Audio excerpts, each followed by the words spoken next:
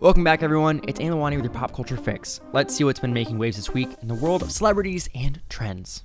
Keke Palmer and her mom just spoke out about Dan Schneider's Nickelodeon sets, describing them as, quote, very cultish. In the most recent episode of Keke Palmer's podcast, Baby, This is Keke Palmer, the actress recalled her mom always felt a certain type of way about Nickelodeon, to which her mom Sharon responded, "My honest opinion is I thought the whole atmosphere of the Dan Schneider set was very weird, very cultish. The parents were very secretive, and I honestly thought they all took themselves way too seriously."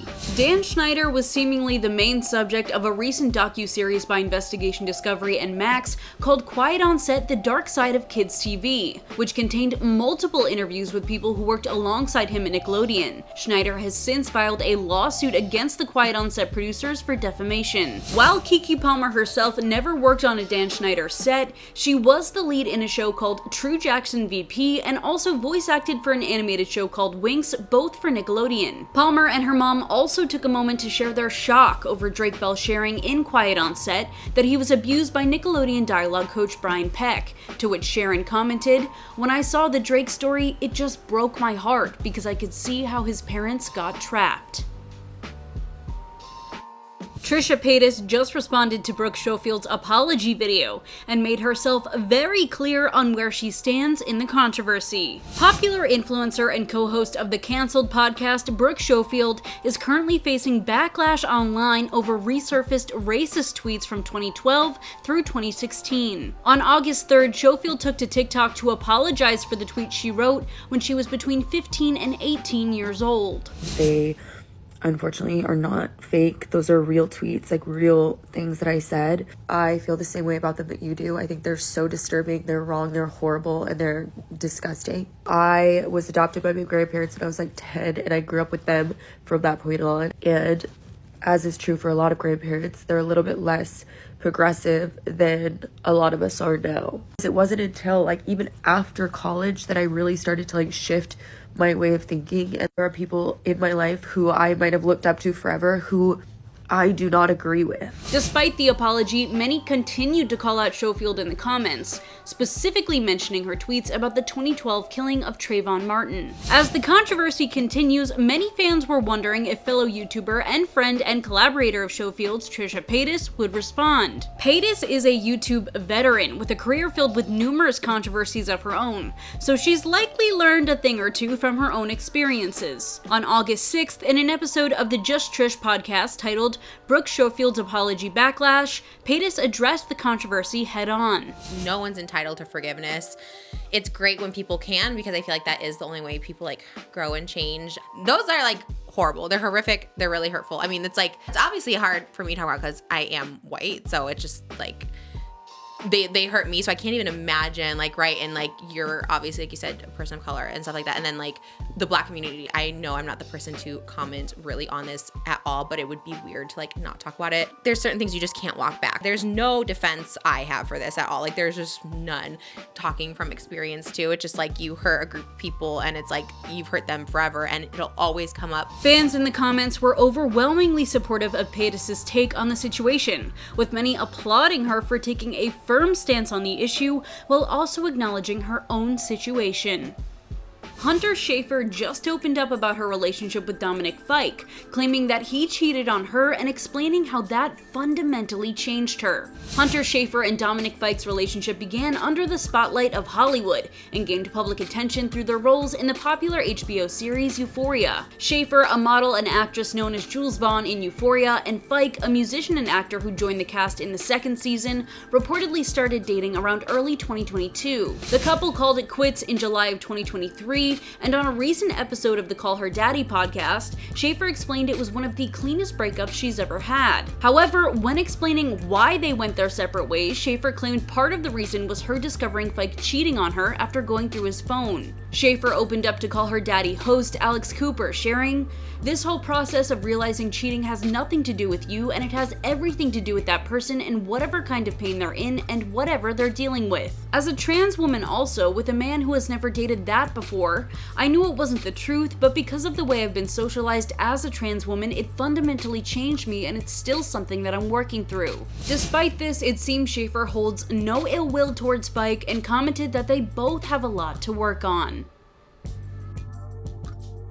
MrBeast recently responded to allegations regarding unsafe conditions during the filming of Beast games and blamed them on the recent CrowdStrike outage. In July of 2024, YouTuber Rosanna Pansino took to TikTok to share testimonials allegedly from contestants on MrBeast's newest reality show, Beast Games. In the stories Pansino has been sharing, contestants allege they were denied medication on time, resulting in seizures.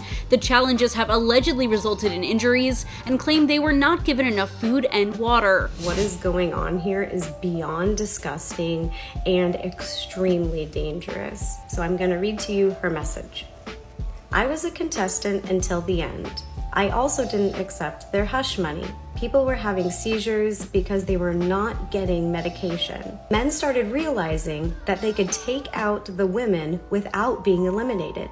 Guys started tackling and hitting women. Water was scarce and kept running out as well. I had to sit with a bloody pad for 2 days before I could get undergarments and my reusable pads because I'm allergic to regular pads. A recent New York Times article dived even deeper into the allegations, with testimonials from multiple contestants. While there is no direct quote from MrBeast in the article, a spokesperson texted the Times with this statement, which reads, "The Beast Games shoot was unfortunately complicated by the CrowdStrike incident, extreme weather, and other unexpected logistical and communications issues." The spokesperson added that the MrBeast team is taking time to learn from their mistakes. In a recent Get Ready With Me video Simone Biles posted to TikTok, the Olympic gymnast opened up about how grateful she is for therapy. Simone Biles is an accomplished gymnast celebrated for her extraordinary skills and achievements in the sport. She's won numerous Olympic and World Championship titles, showcasing her mastery with gravity-defying flips, twists, and impeccable routines. Biles took to TikTok on Tuesday, August 8th to talk to fans while getting ready to act as a reserve for the uneven bars final. The athlete took a moment to thank all of those who have supported her throughout her journey, sharing, "I just want to give a quick shout out to all of my supporters that have stuck with me since Rio, throughout Tokyo, and now supporting me here in Paris. It's been unreal." Biles then took the opportunity to get more intimate and shared a bit about her mental health journey as well. I've achieved more than my wildest dreams. You know, I never thought I was going to be competing again because that's how terrified I was of gymnastics and twisting. So there was a lot of trauma there. So I've had to put in a lot of work. But shout out to my therapist and shout out to therapy. By being so vulnerable and honest online, Biles reminded herself, her fellow athletes, and all her fans that athleticism is just as much about taking care of yourself mentally as it is physically. In a recent interview with Variety, Sabrina Carpenter revealed that her team was unsure about releasing Espresso, now her most popular song. Sabrina Carpenter is a multi-talented American actress, singer, and songwriter. She first gained recognition for her role as Maya Hart on the Disney Channel series Girl Meets World. Since then, she's carved out a successful music career, releasing several albums that showcase her pop sensibilities and heartfelt lyrics. Carpenter has had 2 songs become major hits this summer, Please Please Please, and of course, Espresso. But in a recent interview with Variety, Carpenter revealed her team initially wasn't on board when it came to releasing Espresso, sharing, "I was completely alone in wanting to release Espresso. Not so much from my immediate team, but when it came to the powers above, there was a lot of questioning behind whether it made sense. But they trusted me in the end, and I was happy that I believed in myself at that moment." Espresso currently holds over 990 million listens on Spotify, making it her most listened to song. Carpenter's next album, Short and Sweet, drops on August 23rd, and with 2 singles off the album already topping charts, fans cannot wait to hear the rest. And that's a wrap on today's pop culture update. Stay tuned for next week's scoop on your favorite celebrities and trends. Remember to like, subscribe, and drop a comment with your opinions.